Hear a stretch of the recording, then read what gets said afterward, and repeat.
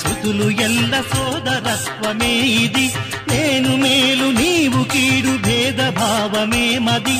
ఒకే తండ్రి సుతులు ఎల్ల సోదరత్వమే ఇది.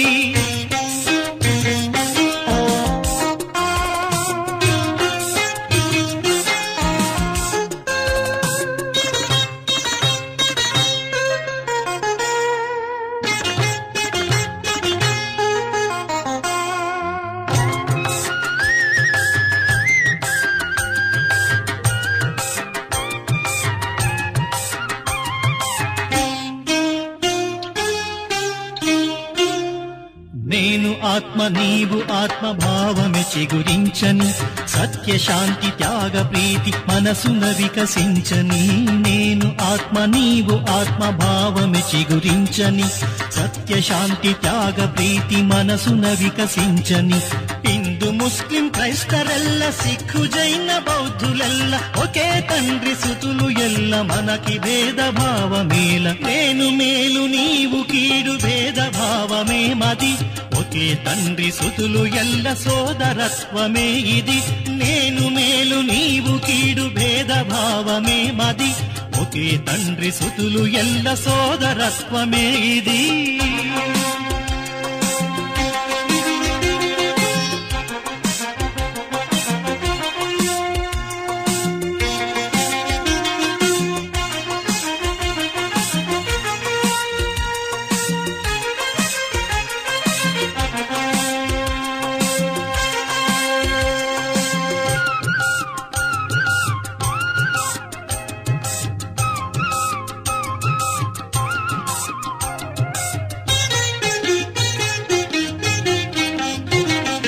నీకు నాకు దాహమొకటి సేద తీర్చు జలము ఒకటి అనల నడుపు ప్రాణమొకటి అందరి భగవంతుడొకడే. నీకు నాకు దాహమొకటి సేద తీర్చు జలము ఒకటి అనల నడుపు ప్రాణమొకటి అందరి భగవంతుడొకడి. జాతి ధర్మ భేదలెల్ల నీడే దూరమవ్వని. వర్ణ భాష తేడలెల్ల ఇప్పుడే మాయమవ్వని. నేను మేలు నీవు కీడు భేదభావమే మది. ఒకే తండ్రి సుతులు ఎల్ల సోదరత్వమే ఇది. నేను మేలు నీవు కీడు భేదభావమే మది. ఒకే తండ్రి సుతులు ఎల్ల సోదరత్వమే ఇది. ఎల్లరందు సద్భావన పై కుప్పొంగని. అజ్ఞానపు ఆత్మలోన జ్ఞాన జ్యోతి వెలగని. జ్ఞాన జ్యోతి వెలగని. జ్ఞాన జ్యోతి వెలగని.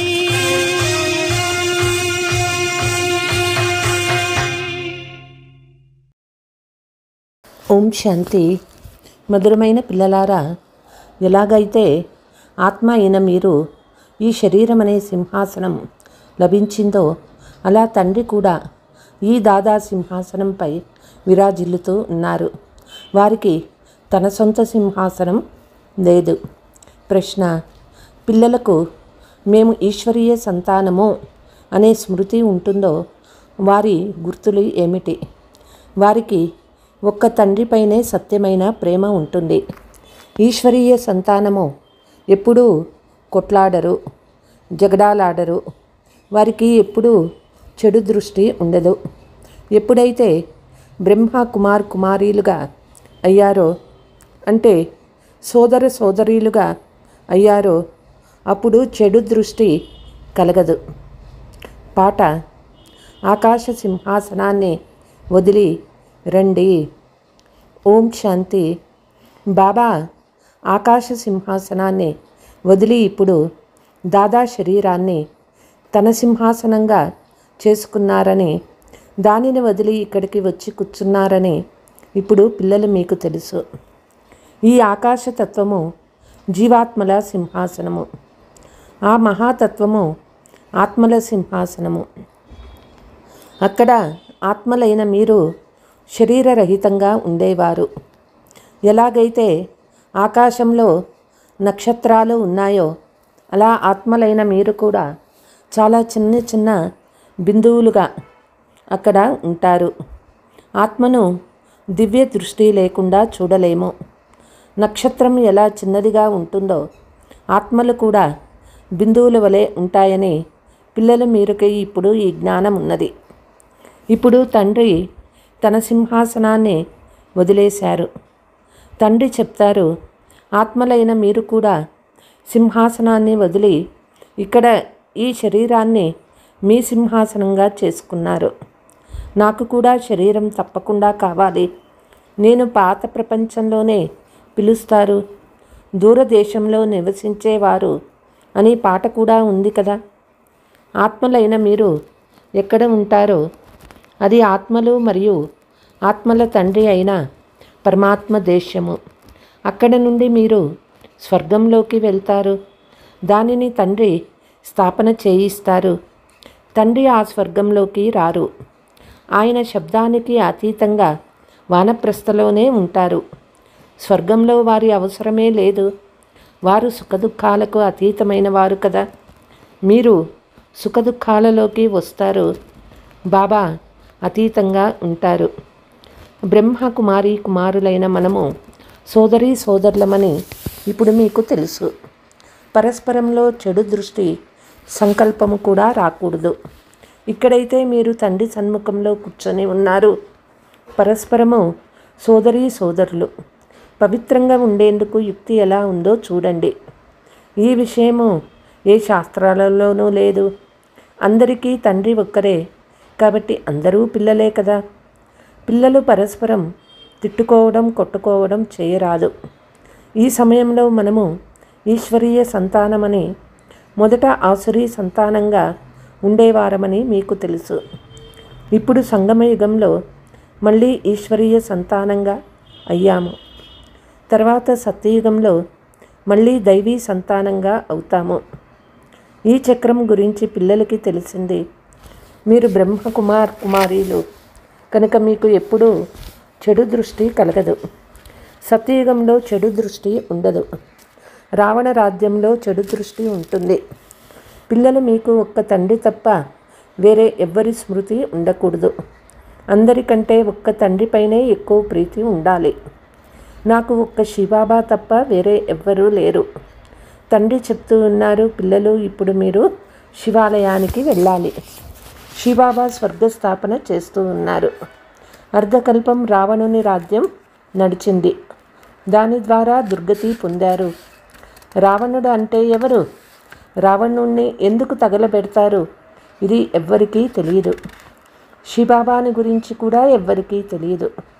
ఎలాగైతే దేవీలను అలంకరించి పూజించి నీటిలో ముంచేస్తారో, శివబాబాది కూడా మట్టి లింగాన్ని తయారు చేసి పూజలు మొదలైనవి చేసి తర్వాత మట్టిని మట్టిలో కలిపేస్తారు. రావణ బొమ్మను కూడా తయారు చేసి తగలబెడతారు. ఏమీ అర్థం చేసుకోరు. ఇప్పుడు ఇది రావణ రాజ్యము. రామరాజ్యం స్థాపన అవ్వాలని కూడా అంటారు. గాంధీ కూడా రామరాజ్యాన్ని కోరేవారు. అంటే దీని అర్థము ఇది రావణ రాజ్యం కదా. ఏ పిల్లలైతే ఈ రావణ రాజ్యంలో కామచితిపై కూర్చొని కాలిపోయారో, తండ్రి వచ్చి వారిపై జ్ఞానవర్షాన్ని కురిపిస్తారు. ఎండిపోయిన భూమిపై వర్షం కురిసినట్లు గడ్డి మొలుస్తుంది. అలా మీపై జ్ఞానవర్షం కురవని కారణంగా ఎంతో నిరుపేదలైపోయారు. ఇప్పుడు మళ్ళీ జ్ఞానవర్షం కురుస్తుంది. దీని ద్వారా మీరు విశ్వాధికారులుగా అవుతారు. పిల్లలు మీరు గృహస్థ వ్యవహారంలో ఉంటారు, కానీ లోపల చాలా ఖుషి ఉండాలి. ఎవరైనా పేద పిల్లలు చదివి బ్యారిస్టర్ మొదలైన వారిగా అయితే వారు పెద్ద పెద్ద వారి జతలో కూర్చుంటారు, తింటారు, తాగుతారు. బోయ స్త్రీ విషయం కూడా శాస్త్రాలలో ఉంది కదా. ఎవరైతే అందరికంటే ఎక్కువ భక్తి చేశారో వారే వచ్చి అందరికంటే ఎక్కువ జ్ఞానం తీసుకుంటారు. పిల్లలు మీకు తెలుసు, ప్రారంభం నుండి అందరికంటే ఎక్కువగా భక్తిని మనమే చేశాము. మళ్ళీ మొట్టమొదట మనల్నే బాబా స్వర్గానికి పంపిస్తారు. ఇది జ్ఞానయుక్తమైన యథార్థమైన మాట. మనమే పూజ్యులుగా ఉండేవాళ్ళము, మరి పూజారీలుగా అయిపోయినాము. కిందకి దిగుతూ వెళ్తాము. పిల్లలకు పూర్తి జ్ఞానమంతా అర్థం చేయించబడుతుంది. ఈ సమయంలో మొత్తం ప్రపంచంలోనే వారంతా నాస్తికులుగా ఉన్నారు. తండ్రి అంటే ఎవరో తెలియదు. నేతి నేతి అని అంటారు. పోను పోను ఈ సన్యాసులు మొదలైన వారందరూ వచ్చి తప్పకుండా ఆస్తికులుగా అవుతారు. ఎవరో ఒక సన్యాసి ఇక్కడికి వచ్చినా వారిపై అందరూ విశ్వాసాన్ని ఉంచరు. వీరికి బీకేల జాదు తగిలింది అని అంటారు. వారి శిష్యుల్ని గద్దెపై కూర్చోండబెట్టి వారిని దించేస్తారు. అలా చాలామంది సన్యాసులు మీ వద్దకు వచ్చారు, మళ్ళీ అదృశ్యమైపోతారు. ఇది చాలా అద్భుతమైన డ్రామా. పిల్లలు మీకు ఆది నుండి అంతిమం వరకు అంతా తెలుసు. మీలో కూడా నెంబర్ వారు పురుషార్థానుసారము ధారణ చేస్తారు. తండ్రి వద్ద సంపూర్ణ జ్ఞానమంతా ఉంది, మీ వద్ద కూడా ఉండాలి. రోజు రోజుకి ఎన్నో సేవా కేంద్రాలు తెరుస్తూ ఉంటారు. పిల్లలు చాలా దయాహృదయులుగా అవ్వాలి. తండ్రి చెప్తారు, స్వయం మీపై దయాహృదయులుగా అవ్వండి, నిర్భయులుగా అవ్వకండి. స్వయంపై దయ చూపుకోవాలి. బాబా అది కూడా అర్థం చేయిస్తూ ఉంటారు. బాబాను స్మృతి చేసి పతిత్ నుండి పావనంగా అవ్వాలి. మళ్ళీ ఇప్పుడు పతితులుగా అయ్యే పురుషార్థం చేయరాదు. దృష్టి చాలా మంచిగా ఉండాలి. బ్రాహ్మణులైన మనము ఈశ్వరీయ సంతానము. ఈశ్వరుడు మనల్ని దత్తు తీసుకున్నారు కదా. ఇప్పుడు మనుషుల నుండి దేవతలుగా అవ్వాలి. మొదట సూక్ష్మవతన వాసులైన ఫరిస్తాలుగా అవుతాము. ఇప్పుడు మీరు ఫరిస్తాలుగా అవుతూ ఉన్నారు. సూక్ష్మవతన రహస్యం కూడా పిల్లలకు అర్థం చేయించబడింది. ఇక్కడ ఉన్నది టాకీ, సూక్ష్మవతనంలో ఉండేది మూవీ. మూలవతనంలో సైలెన్స్ ఉంటుంది. సూక్ష్మవతనం ఫరిస్తాల ప్రపంచము. ప్రేతాత్మకు నీడలాంటి శరీరం ఉంటుంది. ఆత్మకు శరీరం లభించకుంటే అది భ్రమిస్తూ ఉంటుంది. దానిని దెయ్యము లేక భూతము అని కూడా అంటారు. వాటిని ఈ కళ్ళ ద్వారా కూడా చూడగలరు. అయితే వీరు సూక్ష్మవతనాలైన ఫరిస్తాలు. ఇవన్నీ కూడా బాగా అర్థం చేసుకోవాల్సిన విషయాలు. మూలవతనము, సూక్ష్మవతనము, స్థూలవతనము. మీకు వీటిని గురించిన జ్ఞానం ఉన్నది. నడుస్తూ తిరుగుతూ ఉన్న మీ బుద్ధిలో ఈ జ్ఞానమంతా ఉండాలి. వాస్తవానికి మనము మూలవతన వాసులము. ఇప్పుడు మనము వయా సూక్ష్మవతనము అక్కడికి వెళ్తాము. బాబా సూక్ష్మవతనాన్ని ఈ సమయంలో రచిస్తారు. మొదట సూక్ష్మము, తర్వాత స్థూలము కావాలి. ఇప్పుడు ఇది సంగమ యుగము. దీనిని ఈశ్వరీయ యుగము అని కూడా అంటారు. దానిని దైవీ యుగమని అంటారు. పిల్లలు మీకు ఎంతో సంతోషం ఉండాలి. చెడు దృష్టి ఉంటే ఉన్నత పదవి పొందలేరు. ఇప్పుడు మీరు బ్రాహ్మణీలు కదా. ఈ విషయం ఇంటిని వెళ్ళగానే మర్చిపోరాదు. మీరు సాంగత్య దోషంలోకి వచ్చి మర్చిపోతారు.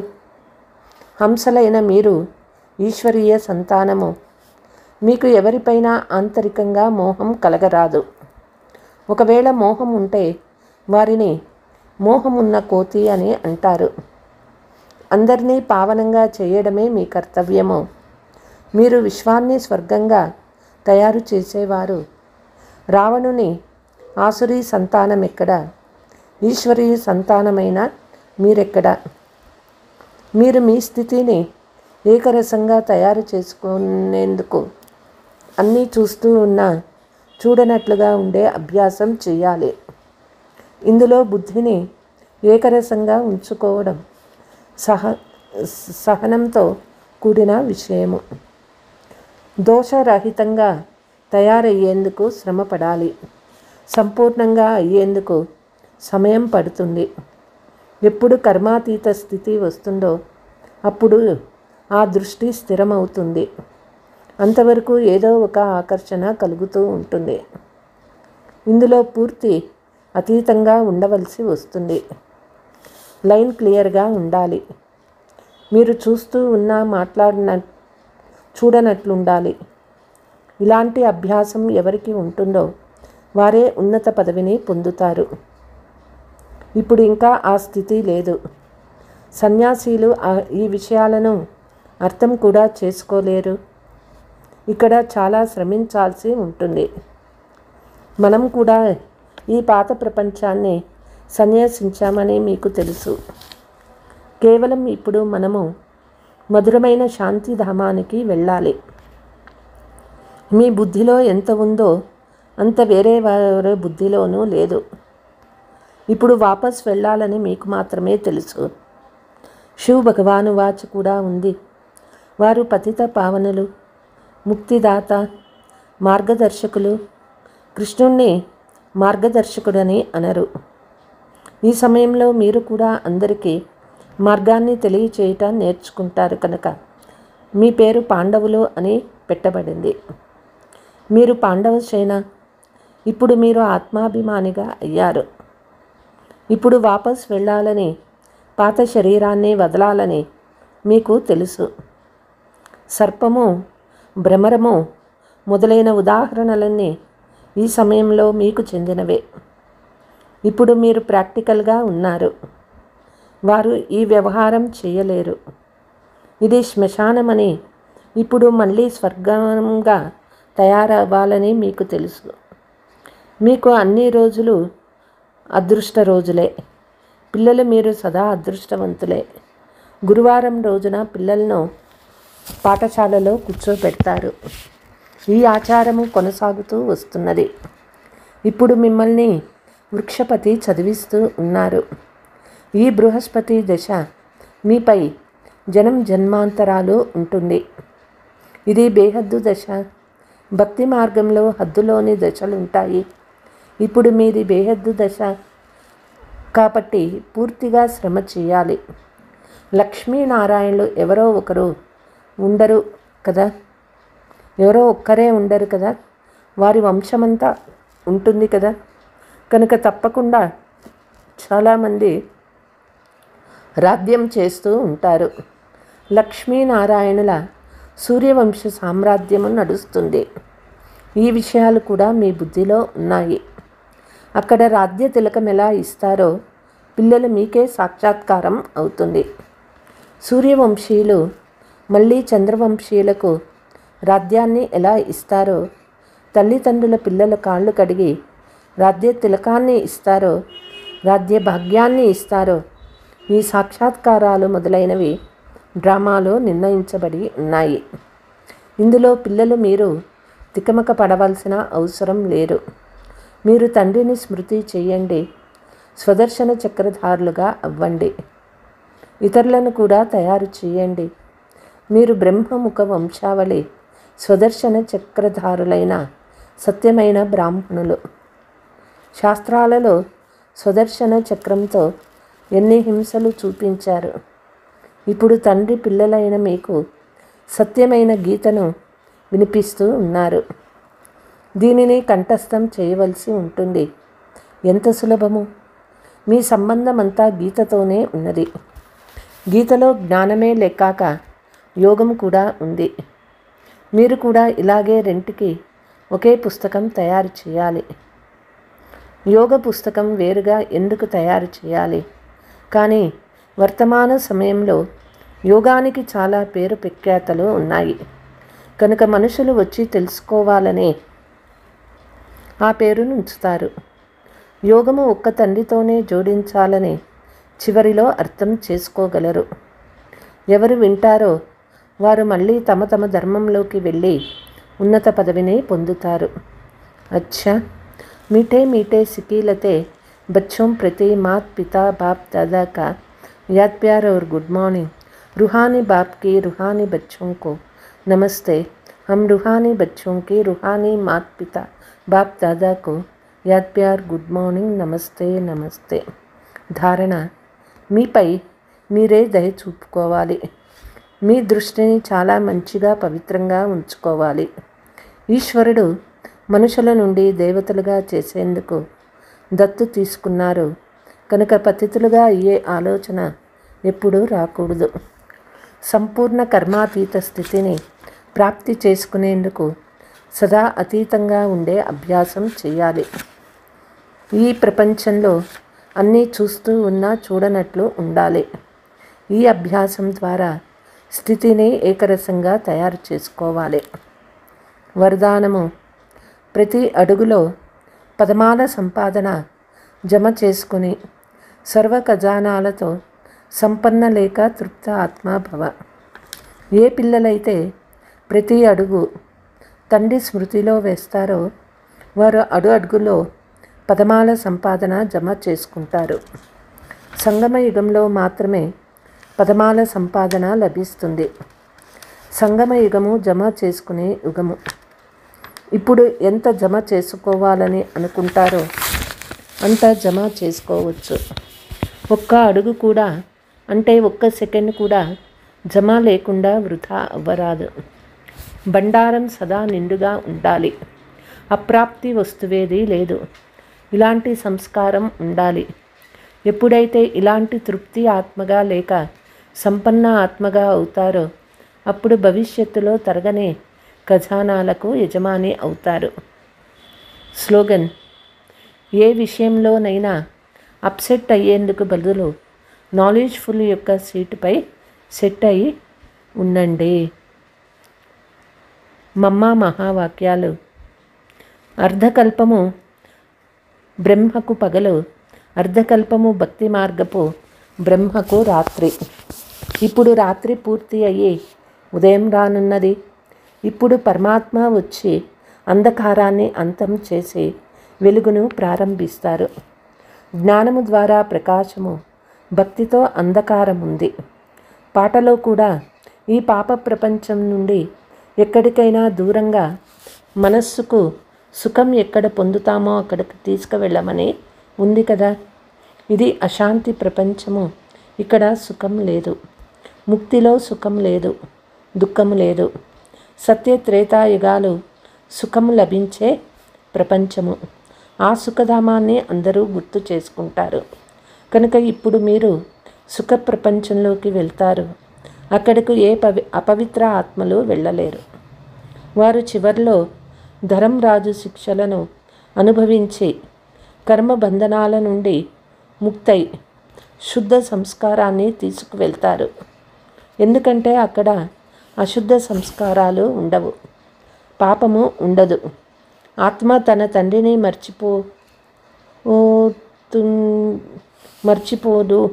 కనుక ఈ బుల్బులయ్య అనేది అనాది నాటకము. గెలుపు ఓటముల నాటకము తయారు చేయబడి ఉంది. కాబట్టి మీరు సర్వశక్తివంతుడైన పరమాత్మ నుండి శక్తి తీసుకొని వికారాలపై విజయం పొంది 21 జన్మలకు రాజ్యభాగ్యం తీసుకుంటూ ఉన్నారు. అచ్చా. ఓం శాంతి.